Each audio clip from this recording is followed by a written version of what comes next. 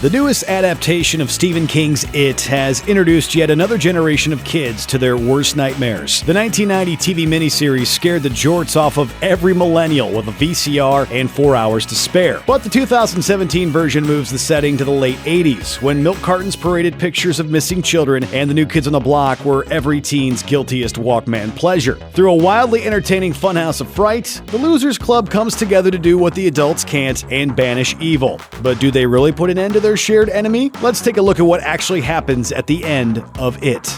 The Losers Club is strong. There's an undercurrent of teenage rebellion that informs the story of It. We have a group of misunderstood, underappreciated, and in some cases even abused kids who, on their own, are self-described losers with a capital L. Bill Denbrough has a stutter and bears the guilt of his little brother's disappearance. Beverly Marsh has developed a wholly undeserved reputation, just as her father asserts his dominion over her girlhood in creepy and possibly even violent ways. The delightfully foul-mouthed Richie Tozer is content to spend every second of his spare time in the arcade. Stanley Uris is constantly picked on for his yarmulke, though he can barely recite Hebrew. Mike Hanlon is a homeschooled kid who's still considered other thanks to his race. Eddie Kazbrak is whip-smart but constantly demeaned by his mother. And Ben Hanscom is the new guy whose pudginess and affinity for the library makes him an easy mark for the nastiest of town bullies. By coming together, they ignite a uniquely fearless and fun force field against the demonic being that's plagued their town for years.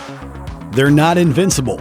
Unlike other kids who are perhaps less subject to daily torture by their peers, the losers have been made to face their fears almost daily. From bullies to oppressive parents to lost siblings, they've already been through the worst life can throw at them. So Pennywise, despite all its tricks, can only do so much to them, especially when they're united. However, they do seem to have a tendency to break apart a little too soon. As we see throughout the movie, Pennywise constantly tries to separate them to individualize the aggression, since he needs their fears to feed.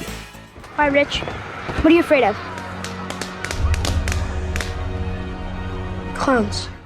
That scare tactic doesn't work so well when they're together, but apart, they are completely vulnerable. At the end of the film, they agree to reunite if the occasion calls, but they'll go their separate ways in the meantime, which can't be good news for the next victims. Standing alone, too, they're more likely to backtrack in their own unique ways. Book readers and fans of the miniseries will know that Stan Uris isn't going to heal, inside or out, quite as well as the others. And as for Bevy, well, Bev chooses herself. Kind of. Apart from beating us over the head with metaphors about her reaching adolescence, it also lays on the love triangle element with Beverly Marsh pretty thick. Not counting her grotesque father, Beverly is the apple of not one, but two pairs of eyes. January Ember's scribe Ben and the group's de facto leader Bill.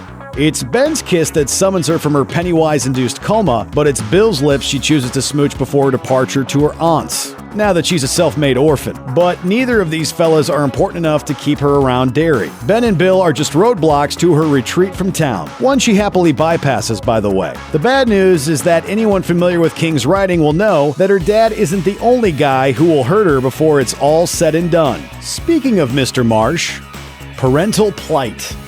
If you thought Disney movies had a heavy hand with parents, it went hard on the moms and dads of Derry too. Beverly greases her dad with a toilet lid, Henry Bowers knifes his old man in the neck just for making him look bad in front of his friends, and Mike Hanlon has lost his parents in a horrific fire. Even the surviving parents are left a little worse for wear. Bill has almost completely disregarded his parents' sensitivities over their lost son, and Eddie defies his mother's orders and trashes his placebo prescriptions. Part of the point of this story is to subvert the whole parents know best philosophy, since, you know, they're largely ignoring all the missing and murdered children around town. It's basically a big metaphor for that moment when kids realize their parents aren't perfect and begin to think that they can take care of themselves instead. Henry Bowers is MIA.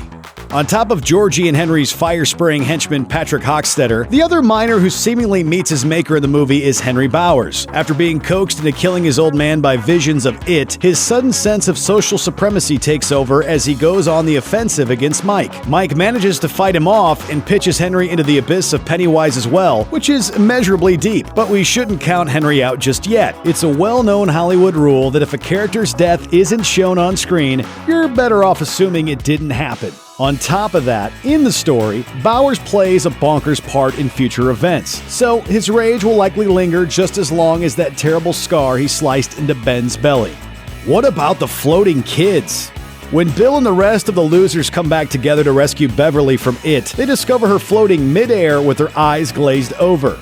You'll float too. You'll float too. You'll float too. You'll float too. After they spring her from unconsciousness, they learn that she felt like she was no longer alive while under the spell of the deadlights. After the losers manage to scare Pennywise away, the rest of the kids that have been floating in its underground lair start to drop. Will they too emerge alive? It's hard to tell. Either way, though, it looks like Georgie won't be coming back to captain the SS Georgie again anytime soon. Although the other lost children are potentially being dropped to safety or at least absolution for their folks, Bill's left to grieve over the yellow raincoat Georgie wore while captaining his paper boat on the street. Why he isn't in the floating kid cloud is a bit of a mystery, so if you listen closely, you can probably hear the Justice for Georgie hashtag being formed right now. It isn't over. Although the losers do manage to defeat it at the end of the movie, even they know the fight isn't over. We get a glimpse of it falling apart, but the creature clearly isn't dead. As the news articles Ben has so carefully assembled indicate, its hunger strikes again every few decades, so it's just a matter of time before it comes back to claim another slew of victims in Chapter 2. And when it does, everyone in the Losers Club will reunite in Derry to finish what they started. Almost all of them, at least. Thanks for watching. Click the looper icon to subscribe to our YouTube channel. Plus, check out all this cool stuff we know you'll love too.